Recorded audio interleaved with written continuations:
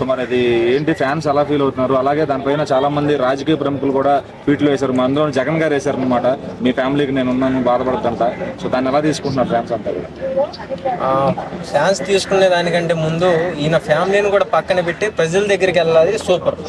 ఎందుకంటే అవకాడ ప్రమాదం జరిగిందని ఇంటిమేషన్ పవన్ కళ్యాణ్ గారికి ఇచ్చినా సరే, ముందు నేను వాళ్ళకి ఇచ్చిన హామీ అయితే ఉంది. సో నేను ముందు అక్కడికే వెళ్ళి నేను చేయాల్సిన పనులు అయితే ఉన్నాయని, సో ఇక్కడికి వెళ్ళి సాయంత్రం నేను బయలుదేరుతా అన్నది సూపర్.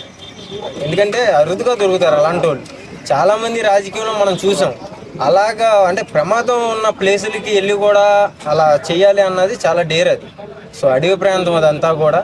సో అలాంటి ప్లేస్కి కూడా వెళ్ళి చేయడం అన్నది సూపర్.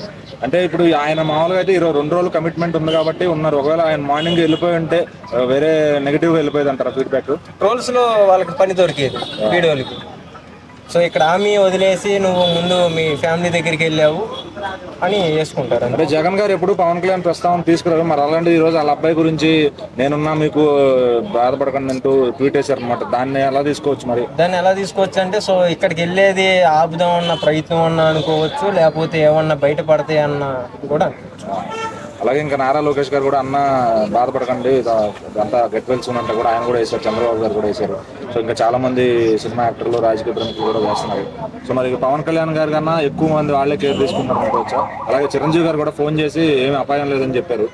అంటే ఫ్యామిలీకి పవన్ కళ్యాణ్ గారు కాకుండా మేము కూడా మీకు అండగా ఉన్నాము అని వీళ్ళందరూ కూడా తెలుపుతున్నారు.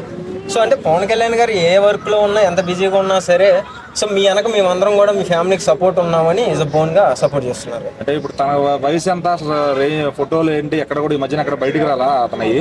సో మరి అతను ఏమన్నా వీడియోలు వచ్చే అవకాశం ఉందంటారా? ఫోటో కానీ పవన్ కళ్యాణ్ గారు ఆల్రెడీ వచ్చినాయి కదా, వైట్ షర్ట్ వేసుకొని జనసేన సింబల్ వేసుకొని ఆల్రెడీ తిరిగాడు కదా బొడ్డోడు. కాకపోతే ఏంటంటే త్వరగా వైరల్ అవ్వాలా, తెలియలా జనాలు ఎవరో పొడ్డోడు అనుకుంటారు. చిరంజీవి పక్కనే తిరిగిండు.